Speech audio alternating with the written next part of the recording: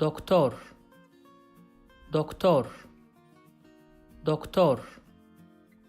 Aramızda doktor var mı? Aramızda doktor var mı? Aramızda doktor var mı?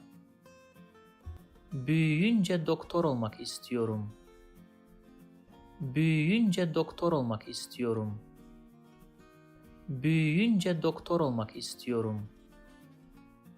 Benim babam devlet hastanesinde doktor. Benim babam devlet hastanesinde doktor. Benim babam devlet hastanesinde doktor.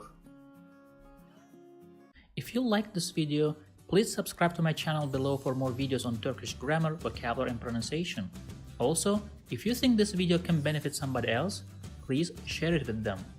Last, if you have any comment or request, please provide your feedback in the comment section below and I'll do my best to respond as soon as possible.